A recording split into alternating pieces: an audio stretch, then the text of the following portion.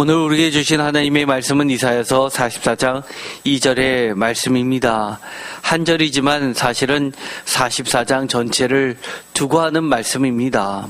제목을 다 함께 읽어보겠습니다. 바로 선자 여수르나 두려워하지 말라, 너를 도와줄 하나님이 말하노라. 아멘. 이 말씀은 바로 너의 각자의 이름을 두고 이 말씀을 들었으면 좋겠습니다. 여기서 보면 이사야서 44장 2절에는 우리가 사실 들어보지 못한 아주 독특한 단어 하나가 나오게 됩니다. 여수르나라는 여수른이라는 이 단어가 나오게 됩니다. 사실 이 여수른이라는 이 단어는 성경에서 몇 번 나오지 않는 단어입니다. 학자들은 이것을 가지고 바로 선자라는 뜻을 가지고 있다라고 이야기하고, 우리가 보고 있는 이 표준 세번역이나 개역 개정, 특별히 표준 세번역에는 니은되어 있고 각주로 밑에 이렇게 표시를 해두고 있습니다. 이스라엘의 애칭이라고 하고 있습니다. 이 여수른이란 이 단어는, 여수른은 이스라엘의 시적 동의어라고 해서 특별히 일반적인 산문글에 나오기보다는 시문에 등장하면서 이 애칭으로서 이스라엘을 지칭하는 동의어로 사용되게 됩니다. 특별히 신명기 32장 같은 경우에는 그 유명한 모세의 노래가 나오게 됩니다. 시, 노래이죠. 여기에 등장하는 대표적인 단어입니다. 라이프 성경사전에는 온전하고 의로운 자, 올바른 자, 고든 사람, 고결한 자라는 뜻을 가지고 있다고 이야기하고, 하나님의 지극한 사랑의 대상이자 하나님과 매우 친밀한 관계 속에 있는 이스라엘, 그리고 하나님의 은혜로 회복되고 구속받는 이상적인 민족을 가리키는 영적이고도 도덕적이며 또한 영광스럽고 시적인 명칭이라고 정의를 내리고 있습니다. 그래서 오늘의 본문 이사야서 44장 2절과 함께 신명기 33장 5절 26절을 같이 인용하고 있습니다. 반면에 신명기 32장 15절에서는 역설적으로 사용되는데 하나님의 은혜를 저버리고 범죄한 이스라엘을 견책하는 용도로 인용되고 있다고 나타내고 있습니다. 사실 이 여수른이라는 이 단어는 우리가 흔히 알고 있는 여러 가지 애칭들이 있죠. 예를 들어서 사랑하는 사람을 부를 때 우리 예삐 이렇게 부르기도 하고, 또 사랑스러운 막내 아들을 부를 때는 우리 막둥이라고 부르기도 합니다. 그처럼 특별한 애칭을 가지고 부르는 것은 매우 친밀한 사이에만 적용되는 독특한 단어입니다. 그러나 이 이야기를 들으면 누구나 입가에 미소를 띄울 정도로 인정하는 애칭이죠. 많은 사람들의 공통된 사랑을 받는 그런 단어들입니다. 그래서 이사야서 44장 2절에 나오는 이 여수르는 바로 선자, 올바른 자, 고든 자, 고결한 자, 온전하고 의로운 자라는 뜻을 갖고 있어서 하나님이 이렇게 여수르나라고 부를 때는 하나님의 단순히 애칭, 그 애칭을 뛰어넘어서 하나님이 간절히 갖고 있는 어떤 소망과 기대치를 다 담고 있는 겁니다. 그래서 여수르나라고 부를 때는 이스라엘이 정말 하나님 앞에서 바로 선 자, 올바른 자, 고든 자, 그리고 무엇보다도 고결한 자, 온전하고 의로운 자가 되기를 바라시는 하나님의 간절한 그런 소망을 담고 그렇게 자라나기를 바라고 있는 부모와 같은 심정입니다. 그런데 이 여수르나라고 불려지는 이 당사자는 그 소망을 그대로 간직한데 세상에서 혼자 그렇게 살려고 애쓴다고 하더라도 가능할까요? 우리가 쉽게 생각하면 이렇습니다. 여러분 모두가 하나님 앞에 정말로 여수른이 되고 싶습니다. 안 그런 사람이 어디 있습니까? 바로 선 자, 올바른 자, 고든 자, 고결한 자, 온전하고 의로운 자가 되고 싶은데 내가 아무리 노력한다 해도 그렇게 됩니까? 혼자 가능하도록 악한 세상이 내버려 둡니까? 어떻습니까? 그럴까요? 그렇지 않습니다. 대놓고 이것을 방해하려는 자들이 있습니다. 악한 자들이죠. 그러나 이것은 더 나아가서 더 나아가서 이 제도와 악한 사람들을 다스리고 있는 공중 세력이라고도 사탄이라고도 할 수 있습니다. 또한 구조적으로 내가 바로 서고 올바르면은 도저히 내가 생존할 수 없는 구조, 도저히 내가 돈을 벌 수 없어서 가난하게 살 수밖에 없는 구조도 해당한다고 할 수 있습니다. 심지어 바르게 하려면 너가 뭐가 혼자 잘나서 그렇게 너만 유독 이렇게 해야 되냐라고 협박과 공갈과 심지어 폭력을 가하는 자들도 있습니다. 대놓고 사회에서 왕따를 시키는 자들도 분명히 있습니다. 지금도 우리 성도님들은 그런 사람들 때문에 얼마나 많은 고통을 당하고 있는지 모르시는 분도 계십니다. 저도 그렇습니다. 때로는 많은 세상의 유혹 가운데서 그래야 되냐 말아야 되냐 고민할 때도 다시 한번 하나님의 말씀을 쓰면 내가 비록 잃는 부분이 있는다 하더라도 하나님 앞에 바로 서야지 이렇게 얘기를 합니다. 하나님의 사랑받는 하나님의 기대를 한 몸에 담는 진정한 여수론이 되려 하지만 이를 못하도록 막는 악한 공중 권세 잡는 자의 하수인들이 겁박하는 것들에 대해서 정말 우리들은 두려움이 없으십니까? 그런 두려움을 승리로 마치고 참 여수론이 되려면 어떻게 하면 좋을까요? 많은 분들이 그렇게 이야기합니다. 목사님은 좋겠어요. 세상이 얼마나 험악한데 목사님은 교회에 세상과 떨어져서 사니까 전혀 그런 거와 관계없이 하나님 뜻대로 살 수 있지 않아요? 아니요. 저도 그렇지 않습니다. 심지어 어저께도 협박을 받습니다. 자기 마음대로 법을 뛰어넘어서 법을 위반하면서 잘못하려는 사람들한테 그렇게 하지 말라고 하니까 목사님이 무조건 다 용서하고 사랑으로 덮어줘야지 이런 식으로 하면 되냐고 하면서 교회에 찾아와서 횡패 부리겠다고 겁박하는 사람도 있습니다. 이 땅에서 어떻게 교회가 안전하게 목회를 할 수 있을까? 하나님이 정말 원하시는 것처럼 부정과 비리 안 저지르고 악한 세력과 눈 감지 않으면서 끝까지 정의롭게 올바르게 하나님 앞에 바로 선 자처럼 잘못한 길을 올바로 갈 수 있도록 인도하면서 그렇게 갈 수 있을까? 세상 사람들은 악을 눈 감아주는 걸 사랑이라고 하지만 그게 사랑이 아니라 하나님이 말씀하신 대로 올바른 길을 가게 하는 것이 참 사랑이라고 그렇게 외치면서 가는 게 과연 쉽겠습니까? 그러나 이 여수론에는 그야말로 하나님의 가득 담긴 사랑이 담겨있는 호칭입니다. 어느 정도로 하나님께서 많은 기대를 가지고 소망을 가지고 사랑을 가지고 부르시는 이름이라는 것을 우리는 다시 한번 깨달아야 됩니다. 이사야서 44장 1절에 이렇게 이야기합니다. 나의 종 야곱 내가 택한 이스라엘아 이제 들으라.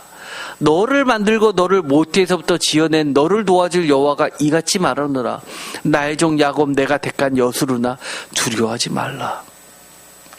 한마디로 하나님께서는 부모보다도 먼저 너를 만들고 너를 모태에서부터 지어냈고 심지어 그 누구도 너를 도와줄 사람이 없다 하더라도 마지막 순간까지 너를 도와줄 사람이 바로 나 여호와라고 이야기합니다. 신명기 33장에 보면 이런 하나님의 마음이 담겨 있습니다. 26절입니다. 하나님 같은 이가 없도다. 그가 너를 도우시려고 하늘을 타고 궁창에서 위엄을 나타내시는더라. 표준세 번역은 이 여수르나를 이렇게 번역합니다. 이스라엘 백성아라고 부르고 있습니다. 정말 하나님 같은 이가 없도다. 너를 도우시려고 하늘을 타고 궁창에서 위험을 나타내실 정도의 최후의 보루, 최후의 변호사, 최후의 변론자, 최후의 영적인 부모, 정말 든든한 배필 같은 사람이 하나님이라고 이야기하십니다. 영원하신 하나님이 내 처소가 되시니 그 영원하신 팔이 내 아래에 있도다. 그가 내 앞에서 대적을 쫓으시며 멸하라 하시도다. 이것을 읽어보면 우리가 늘 찬송가, 즐겨 부르는 찬송가가 있지 않습니까? 그의 영원하신 팔, 영원하신 팔, 그의 팔이 영원하다라는 이 말처럼 정말 든든한 말이 어디 있습니까? 저도 기분 좋게 지금까지도 기억하고 있는 말씀이 하나 있습니다. 제가 제 아내에게 결혼하면 뭐가 가장 좋냐고 누군가가 물어보니까 제 아내가 그 사람한테 이렇게 이야기했습니다. 든든한 내 편이 생겼잖아요. 저는 그 얘기를 듣고 얼마나 속으로 기분이 좋았는지 모릅니다. 비록 내가 잘못해도 다른 사람 앞에서 야단치는 게 아니라 내 편 들어주고 그리고 위로해주고 부족한 점 감싸주면서 그 부족한 것을 대신 채워주면서 잘못한 거 대신 미안하다고 사과해 줄 줄 아는 남편 얼마나 뿌듯합니까? 28절 이스라엘이 안전히 거하며 야곱의 샘은 곡식과 새 포도주의 땅이 홀로 있나니 곧 그의 하늘이 이슬을 내리는 곳에로다. 이스라엘이여 너는 행복한 사람이로다. 여호와의 구원을 너같이 얻은 백성이 누구냐? 그는 너를 돕는 방패시요 내 영광이 카리시로더라. 내 대적이 내게 복종하리니 내가 그들의 높은 곳을 밟으리라. 아멘. 저는 이 29절을 읽으면 정말 행복해집니다. 여러분은 어떠신가요? 하나님께서 이스라엘아 너는 행복한 사람이로다 라는 말을 해주시는 것을 여러분이 들리십니까? 정말 행복하십니까? 아니면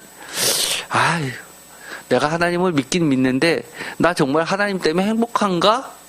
잘 모르겠는데 라고 하면 그분은 하나님을 경험해보지 못한 분입니다. 그렇다면 저는 이렇게 이야기해 주고 싶습니다. 하나님과 보다 친밀한 관계가 되십시오. 그러면 정말 하나님 때문에 행복한 사람이라는 말이 절로 나오게 될 겁니다. 신명기 33장 5절 여수른의 왕이 있었으니 곧 백성의 수령이 모이고 이스라엘 모든 지파가 함께 한 때로다.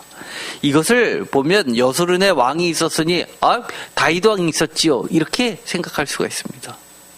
그러나 이것은 이런 뜻입니다. 표준 세번역에 번역한 것을 읽어보면 이렇습니다. 연합한 지파들이 모이고 백성의 지도자들이 모인 가운데서 주께서 이스라엘의 왕이 되셨도다. 아멘. 누가요? 모세가 있을 당시에, 아론이 있을 당시에 모세가 주가 아니라, 아론이 주가 아니라 이스라엘 왕은 하나님이시라고 이야기를 합니다.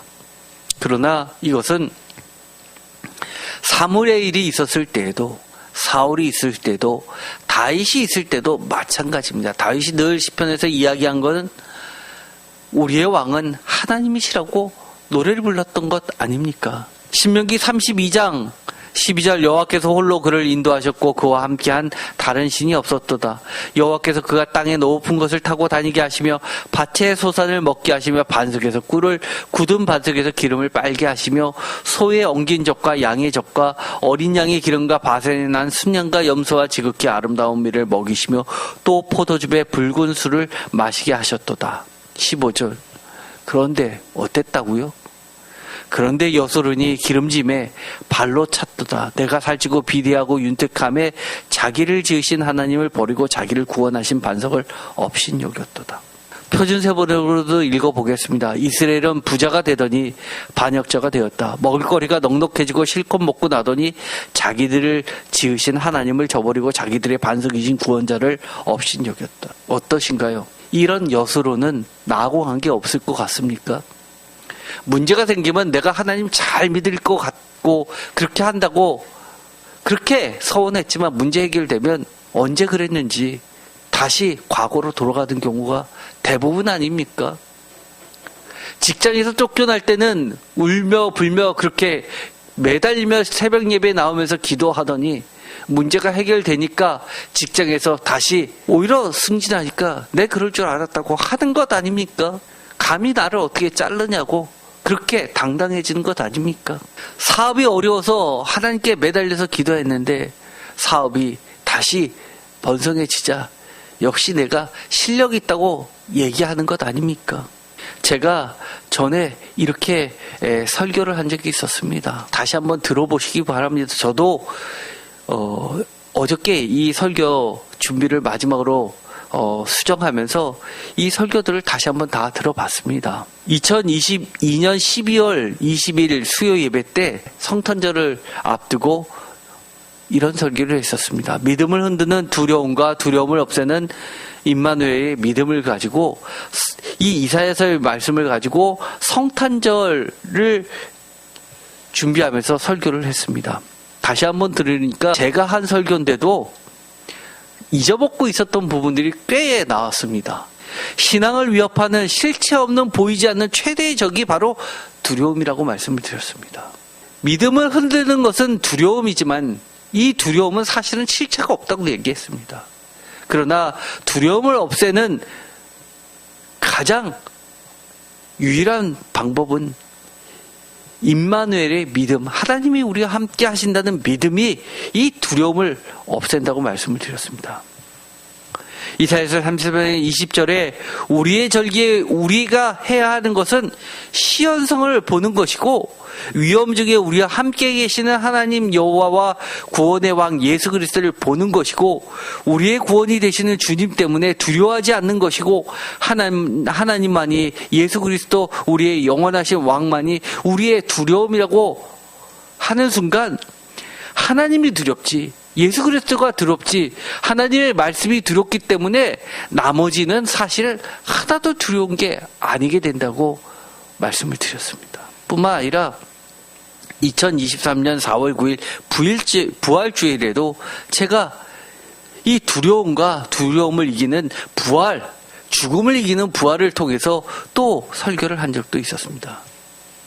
이 두려움이라는 게 사실은 우리를 송두리째 흔들어 놓지만 정말 실체 없는 것이라는 것을 대표적으로 2016년 12월 14일 날 제가 이때 새벽 예배 때 설교했던 게 있습니다. 열왕기하 3장 21절에서 27절까지의 이 불신앙, 그모스를 섬기는 모항한 메사의 인신제사 앞에서 무너진 이스라엘의 혼합주의 신앙을 설교하면서 두려움은 곧 불신앙이라고 말씀을 드렸습니다. 이 모든 것들은 정말 우리가 자꾸 반복해서 기억해도 너무나 소중한 말씀들입니다. 우리가 여수론처럼 하나님의 기대를 한 몸에 모아 하나님의 기대에 부합하게 살고 싶지만 우리가 그렇지 못하는 이 두려움들 앞에서 우리는 다시 한번 하나님을 바라봐야 합니다. 절기에만 하나님을 바라보는 것이 아니라 하나님의 음성을 늘 가까이 해야 됩니다. 사실 이 두려움을 극복하는 문제들에 대해서 하나님께서 두려워하지 말라라고 하시면서 이 두려움에 대해서 이 44장뿐만 아니라 대거 44장 주변에 40장, 41장, 42장, 43장 계속해서 두려움에 대해서 이야기를 해 주십니다. 44장 2절, 8절, 11절 40장 9절, 41장 5절, 41장 10절, 41장 13절, 14절, 43장 1절, 5절. 이렇게 많이 나오는 것은 두려움과 함께 하나님께서 강조하시는 것은 우리가 두려울 때일수록 하나님이 어떠한 분이신지를 주님이 계속 말씀하시고 계시다는 점입니다. 그래서 이 1절에도 뭐라고 이야기하시냐면 이제 들으라 라고 이야기를 해주십니다. 하나님의 음성을 듣고 하나님을 바라보면 두려움을 바라보는 것이 아니라, 우리의 시선이 두려움에 꽂힌 것이 아니라 두려움을 없애주시는, 이 두려움을 물리치시는 하나님을 바라보게 한다는 겁니다. 먼저 1절에서는 이렇게 이야기합니다. 제가 반복하지 않기 위해서 44장 중에 하나님이 어떠한 분이신지를, 하나님이 어떻게 자꾸 이야기하시는지 다른 색깔들로 표시를 했습니다. 먼저 하나님은 어떤 분이십니까? 우리를 나의 종으로, 하나님의 종으로 택해 주신 분입니다. 또 나를 택해 주신 분입니다. 그뿐만이 아닙니다. 나에게 이제 들으라라고 하면서 가장 내가 두려울 때, 가장 어려울 때, 나 몰라라고 모두 다 고개를 돌릴 때 하나님은 이제 지금 들려주시는 분입니다. 저희 아내가 제가 응급실에 실려갔을 때 너무나 자꾸 두려운 생각이 침범해서 송두리째 자신을 기절시킬 정도로 힘들게 했을 때 했던 방법이 이어폰을 꽂고 성경 앱을 통해서 성경과 찬송을 계속 틀어놓으면서 내 귀에 들려오는 사탄의 속임수에 속지 않게끔 하나님의 음성을 계속 들었다고 합니다. 뿐만 아닙니다. 저도요. 제가 1차 수술 받았을 때는 그렇게 두렵지 않았습니다. 그런데 2차 수술 때는 너무너무 두려웠습니다. 그때마다 제가 기도한 게 있습니다. 하나님, 이게 마지막 잠이 되지 않게 해주세요라고 얼마나 기도를 많이 했는지 모릅니다. 그리고 눈 뜨면 나 살았구나. 정말 지금 생각하면 너무나 쓸데없고 실체 없는 그 잡념인데도 저를 송두리째 흔들어 놨습니다. 사실은요, 우리가 세상에 살 때 실체 없는 두려움이 얼마나 우리를 흔들어 놓는지 모릅니다. 사업을 지금 접어야 되나 말아야 되느냐, 내 인생에서 지금 이 자격증을 따야 되느냐 말아야 되느냐, 내가 이 대학을 가야 되냐 말아야 되느냐, 내가 지금 이 사업을 해야 되느냐 말아야 되느냐, 내가 지금 직장을 그만둬야 되느냐, 은퇴를 했을 때 내 노후는 어떻게 되느냐. 믿음은요, 두려움이 하나도 없는 것이 아니라 두려움을 이겨내는 것이 믿음입니다. 그런데 하나님이 이렇게 이야기하십니다. 이사야서 44장 2절에 여스루다라고 불러주시면서 두려워하지 말라고 얘기를 해주십니다. 심지어 너를 만들었다라고 이야기합니다. 그런데 이 44장 1절과 2절 그 내용과 동일하게 대꾸로 44장 22절 끝에 가서도 또 말씀해 주십니다. 21절, 야곱아 이스라엘아 이 일을 기억하라. 너는 내 종이니 내가 너를 지었으니 너는 내 종이라. 이스라엘아 너는 나에게 잊혀지지 아니하리라. 내 종이라, 내 종이라 라고 다시 한번 불러주십니다. 그 이야기는 종이 뭡니까?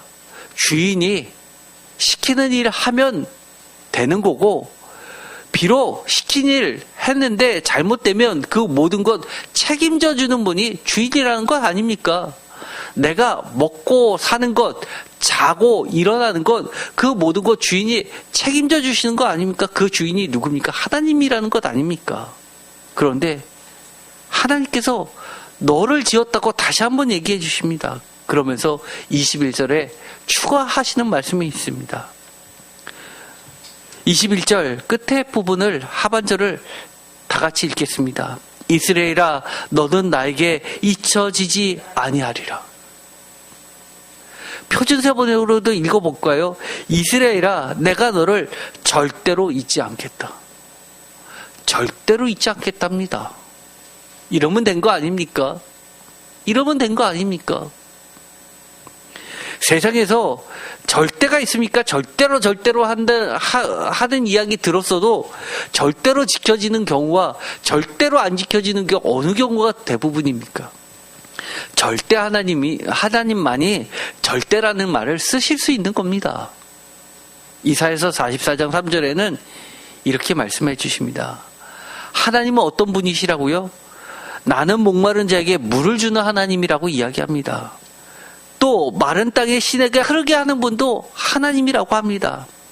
우리의 교회에, 새임교회에 마르면 성령의 시내를 흐르게 하실 분도 하나님이시고, 우리의 가정에 정말 물이 없다면, 갈증이 난다면 그 목마른 자에게 물을 주신 분도 하나님이시고, 또 내 자손과 나의 복을 후손에게 부어주실 분도 하나님이라고 이야기합니다.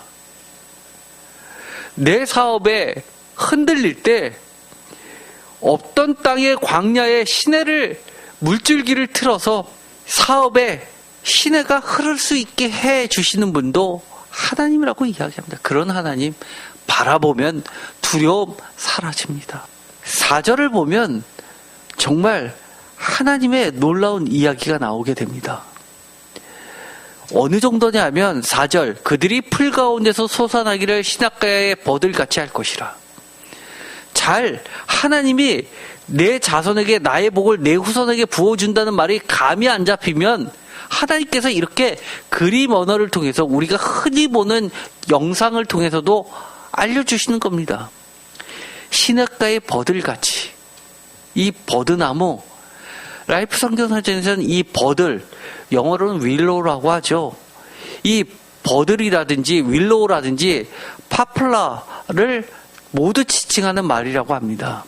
그래서 이 이스라엘에서는 윌로우, 버들이라든지 우리나라의 버드나무라고 하는 거라든지 파플라라고 하는 것이라든지 이 모든 것이 거의 21종이나 팔레스타인 지방에서는 해당하는 이 모든 것을 지칭하는 말인데, 덥고 물이 많은 낮은 지대, 물가나 습지에서 매우 잘 자라는 종이랍니다. 그리고 연중 마르지 않는 요단강가나 바벨론 강변 등지에서 군락을 이뤄서 성장한다고 합니다.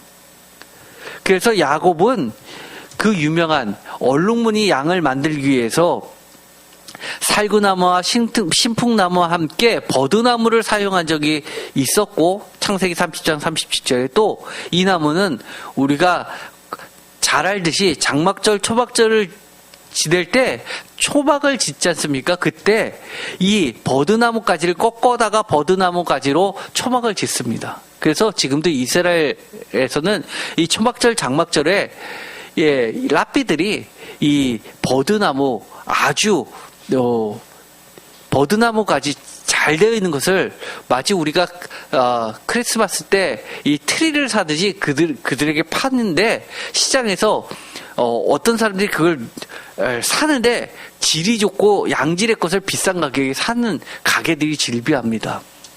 그래서 이 장막절, 초막절 때는 이 버드나무 가지를 중시하는 이유들이 있는데, 이것이 바로 그들에게는 영원한 고향처럼 느껴지기 때문입니다. 그래서 심지어 시편 137편 기억나시죠? 이 세상에서 가장 슬픈 바벨론 애가라는 것이 있었죠. 가장 슬픈 노래라고 하는 때 2절에 보면 이런 말이 나옵니다. 내가 다시는 고향에서 하나님을 향해서 불렀던 이 찬양 도구를, 이 수금을 가지고 바벨론 사람들이 비웃듯이, 야, 너 그렇게 노래 잘한다며, 연주 잘한다며, 한번 곡 좀 한번 뽑아봐라고 비웃을 때, 다시는 내가 수금을 타지 않겠다고 하면서 버드나무 가지에다가 이 수금을 걸어 놓는다고 합니다. 하프를 걸어 놓는다고 하죠. 그처럼 이 요단강가나 이 비슷하게 바벨론 강가에 물이 있기 때문에 잘 자라기 때문에 그들은 바벨론 강가를 보면서 이 고향을 생각할 수밖에 없었죠. 우리나라도 이 버드나무 하면 이렇게 습지라든지 이 물이 많은 데는 이렇게 아주 잘 자라는 나무입니다. 우리나라에서 아주 흔히 볼 수 있었죠. 그리고 이렇게 논가 같은 데를 보면, 논두렁 같은 데를 보면 이렇게 버드나무가 울창하게 자라는 모습을 시골 가면 흔히 볼 수 있습니다.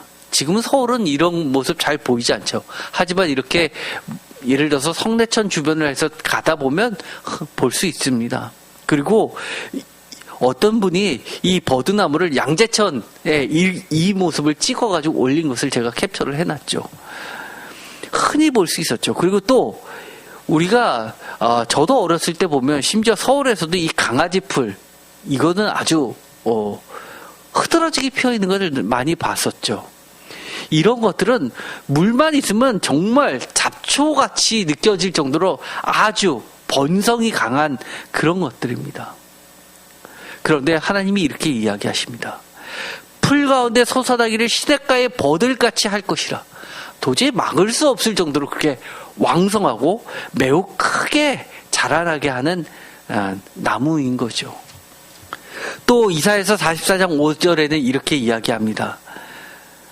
한 사람은 이르기를 나는 여호와께 속하였다 할 것이며 라고 이야기합니다.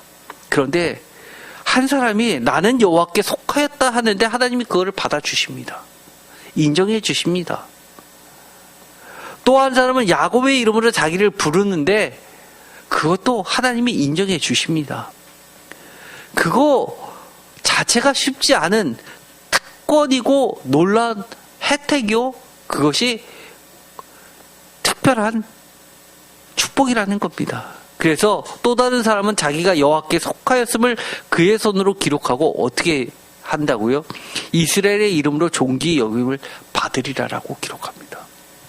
지금은 내가 하나님 믿습니다라고 이야기하면 사람들로부터 존귀함 받습니까? 하나님은 반드시 이스라엘의 이름으로 존귀 영을 받으리라고 그렇게 해주신다고 이야기합니다. 그때 가서 후회하지 마십시오. 내가 진짜로 참된 여술은 되지 못해서 예수님이 말씀하셨던 것처럼 내가 하나님 믿는다, 예수님 믿는다 아무리 얘기해도 나는 너는 모른다 라고 하실 때 있습니다. 그러나 나는 여호와께 속하였다, 야곱의 이름으로 자기를 부르거나 자기가 여호와께 속하였음을 그의 손으로 기록할 때 하나님이 내 여수르냐라고 하면서 애칭으로 불러주시면서 귀하게 여겨주시고 존귀 여김을 받게 하실 하나님 바라본다면 지금 순간순간 어려움이 있어도 핍박받아도 견뎌낼 수 있는 겁니다. 심지어 이사야서 44장 6절에는 하나님이 자신을 이렇게 소개하고 있습니다. 이스라엘의 왕이라고 이야기합니다. 여호와라고 이야기합니다. 또 구원자라고 이야기하십니다. 우리가 아무리 협박받아도 겁박받아도 두려움이 우리를 감싸도 구원자는 누구십니까? 하나님뿐이 없습니다. 그리고 처음이요 마지막이라고 이야기합니다. 내가 사업을 처음 시작했습니다. 기도하면서 하나님께 물으면서 하나님이 원하시는 모습대로 시작했습니다. 마지막 단추 끼워주실 분 누굽니까? 하나님이십니다. 하나님이 다 끝내고 너 정말 수고했어. 너희 기업이 여호와의 종들의 기업이었어 라고 이야기해 주실 겁니다. 주부라고 그렇지 않다고요? 아니요. 너의 이 가정은 하나님의 기업이야. 하나님의 기업이야. 너의 자녀. 너의 자녀뿐만이 아니라 나의 자녀야. 이 기업을 이렇게 예쁜 여수론으로 키워줬구나. 고맙다라고 하실 겁니다. 세상에서 성공하라 강조하지 마세요. 세상에서 뭐라 하든 하나님이 기대하시는 바대로 바로 선자 되라고 그렇게 강조하십시오.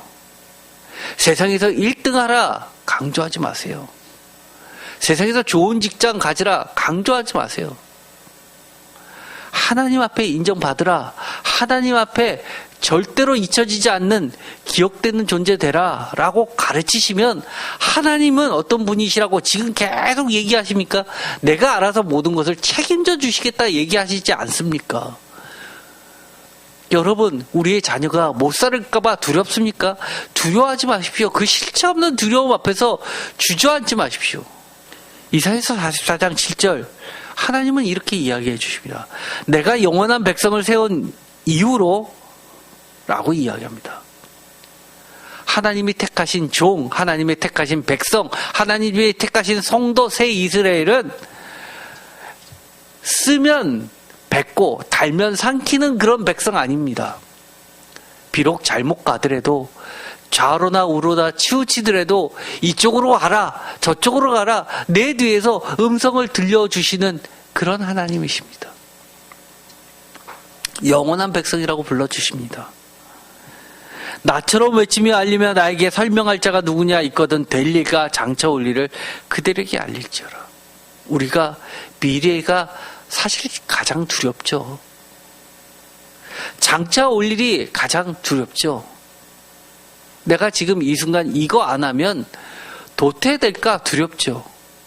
그리고 사실 우리가 이 땅에 살 때 후회라는 게 뭡니까? 뒤돌아보니 그때 그 순간 내가 이거 했을 걸 아닙니까?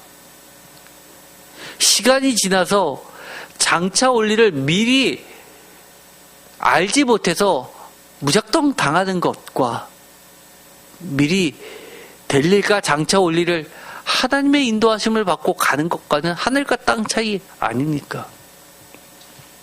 이사야서 44장 8절 이렇게 이야기하십니다. 지금까지 했던 얘기 다 빼고 예를 들어 두려워하지 말라, 이런 거 겁내지 말라, 이런 얘기 빼고 이런 말씀까지 해주십니다. 너희는 나의 증인이라. 이것처럼 대단한 건 어디 있습니까? 하나님께서 하나님 자신을 알릴 때 누구를 쓰신다는 겁니까? 여러분들을, 참된 여수르들, 하나님의 참된 백성들을 쓰시겠다는 겁니다. 우리가 하나님의 말씀을 통해서 하나님 알 수 있죠. 그러나 하나님을 경험해 보지 못한 사람이 성경 읽으면 어떻게 됩니까? 하나님을 모르면서 어떻게 성경 말씀을 통해서 하나님을 증거하십니까? 우리는 우리 인생 전체가 매 시간 하나님을 증거하는 증인으로 설 수 있었으면 좋겠습니다. 우리의 인생을 보면 출애굽이 생각나고, 우리의 인생을 보면 누군가 저게 만나야, 저게 메추라기야, 과거에 있었던 것만 만나와 메추라기가 아니라 정말 집사님, 권사님 삶을 통해서 저는 만나도 보고 메추라기도 봐요. 오병이어의 기적이 이런 거 아닙니까? 라는 얘기 듣게 해주시겠다는 거 아닙니까? 이사야서 44장 21절 너는 나에게 잊혀지지 아니하리라. 아까도 이야기했죠. 이것은 이 앞에 너는 내 종이라 라고 하는 말을 두 번이나 이야기해 주시면서 맨 처음부터 하셨던 말씀입니다. 이 얘기는 뭐죠? 제가 늘 얘기했죠. 수미상관, 대꾸 이런 것들 처음과 끝을 똑같은 말로 해놨을 때는 중간에 말이 없어도 계속해서 반복해서 말씀하시는 말이라고 했습니다. 매절 너는 내 종이다. 그 다음에 다른 말씀하시고 3절에도 너는 내 종이다. 그리고 다른 말씀하시고 그러면서 너는 나에게 잊혀지지 아니하리라. 얼마나 귀한 말씀입니까? 그러면서 44장 22절은 하나님은 이런 분이시라고 얘기해 주십니다. 내가 내 허물을 빽빽한 구름같이 내 죄를 안개같이 없이 하였으니. 빽빽한 구름, 안개 어떻은가요? 우리가 가끔 장관인 사진을 봅니다. 높은 산에 올라가서 사진을 찍었는데 운해를 보죠. 구름, 바다 빽빽해서 진짜 우리가 구름 위에 사는 사람 같습니다. 그런데 해가 뜨고 날이 맑아지면 언제 그랬는지 싹 사라지는 게 빽빽한 구름입니다. 안개입니다. 그것처럼 없이 하였으니 거기다가 너는 내게로 돌아오라 라고 말씀해 주신 분입니다. 잘난 사람만, 죄 없는 사람만 내게 오라는 것이 아니라 죄인을 불러주십니다. 그러면서 오면 먼저 내 죄를 안개같이 없애주셨다라고 말씀해 주십니다. 하나님께 돌아오는 게 사실은 나중입니다. 하나님이 초청해 주신 게 먼저입니다. 이미 하나님은 우리를 용서해 주시기 위해 불러주시는데 그거 자체를 안 하니까 죄 용서함이 없는 겁니다. 44장 23절 이스라엘 중에서 자기의 영광을 나타내실 것임이라. 이 말씀을 표준세 번역으로 읽어보면 더 저는 와닿습니다. 표준세 번역으로 이 부분을 한번 다 같이 읽어볼까요? 주께서 이스라엘을 구원하심으로써 위대하신 영광을 나타내셨다. 아멘. 하나님은 자신의 이름을 걸고 하나님의 영광을 스스로 드러내십니다. 어떻게 해요? 여스룬을, 이스라엘을, 우리를 하나님께서 구원해 주심으로써 하나님의 영광을 드러내 주십니다. 예수 그리스도의 십자가와 부활 사건, 이것이 하나님께 영광이 됩니다. 왜요? 예수 그리스도를 구원해 주셔서 부활시켜 주셨기 때문입니다. 이 얘기를 하면 많은 분들이 예수님이 우리를 구원해 주시, 예수님이 하나님의 곁에서 어떻게 구원받았냐고 이야기합니다. 그러나 하나님은 마지막 그 순간에 예수님께서 시편을 통해서 나를 구원해달라고 외치시는 그 기도 소리를 들으시고 죽음에서 살려주셨습니다. 그것이 최초의 복음 선포 에게르테 아닙니까? 신적 수동태로 되어 있는 하나님이 예수 그리스도를 살리셨다입니다. 능동태로 바꾸면. 마찬가지로 우리 또한 예수님의 부활 천년매를 통해서 우리도 구원해 주십니다. 우리의 가장 두려운 것 앞에서 하나님이 우리를 구원해 주시면서 계속해서 하나님의 영광을 드러내 주신다고 약속해 주십니다. 거기다가 이사야서 44장 26절에는 이렇게까지 이야기해 주십니다. 예루살렘에 대해서는 거기에 사람이 살리라. 성읍들에 대해서는 중건될 것이다. 내가 그 황폐한 것들을 복구시키리라고 말씀해 주십니다. 우리의 가정에 대해서는 뭐라고 얘기해 주신다고 말씀해 주십니까? 거기에 사람이 살리라. 중건될 것이다. 황폐한 것들이 복구된다고 이야기합니다. 교회에 대고 뭐하라고 말씀해 주십니까? 거기에 사람들이, 성도들이 살리라. 죽어가는 사람도 이 교회에 오면 하나님이 살려주신다고 말씀해 주십니다. 또 중건될 것이고 황폐한 것을 복구시켜 주신다고 합니다. 사업은 어떤가요? 사업도 마찬가지입니다. 살려주시고 중건되고 복구시켜 주신다고 이야기하십니다.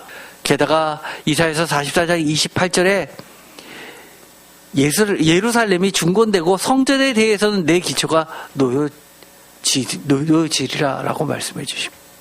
지금 44장까지를 봤는데 어떻습니까? 44장에서 계속 얘기하시는 게 뭡니까? 두려워하지 마. 이것을 말하는 나는 이런 하나님이야 라고 자신을 우리에게 계속 얘기하면서 우리의 시선을 어디로 두려움에 빼앗기지 않고 하나님을 향하게 해 주십니다.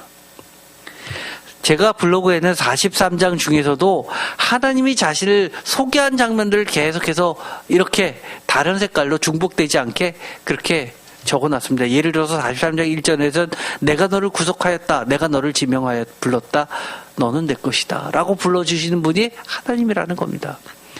블로그를 통해서 시간이 많이 지났으니까 여러분들이 함께 묵상해 보았으면 좋겠습니다. 어쨌든 간에 오늘 말씀을 통해서 우리는 어떤 존재입니까? 우리는 한마디로 이야기해서 하나님의 사랑받는 하나님의 기대치를 한 몸에 받고 있는 여스룬입니다. 그런 자에게 하나님이 이렇게 말씀해 주십니다. 두려워하지 말라. 너를 도와줄 하나님이 말하노라 라고 말씀해 주십니다. 오늘의 이 이사야서 44장을 다시 한번 1절부터 마지막 절까지 여러분께서 읽으시면서 그런 하나님을 바라보시면서 여러분의 삶 가운데 두려움을 이기는 믿음을 회복하시기 바랍니다. 기도하고 마치겠습니다. 하나님 감사합니다. 우리가 이 땅을 살 때 사실 두려움을 없이 산다는 게 불가능합니다. 매 순간 하나님께서 말씀해 주신 것 때문에 또 용기가 나고 이렇게 하면 될 것 같은데 다시 세상에서 살 때 문제들을 부딪히면 또 두렵습니다. 그럴 때마다 우리를 하나님의 기대치에 사랑이 담긴 애칭으로 부르시는 여스루나라는 그 음성을 듣게 하시고 두려움을 바라보는 것이 아니라 오직 하나님을 바라보면서 오직 두려워할 분은 하나님이시고 나머지는 전혀 두렵지 않은 그런 공중권세 잡은 자들을 밟고 일어설 수 있게 하여 주시옵소서. 예수 그리스도의 이름으로 기도드립니다. 아멘.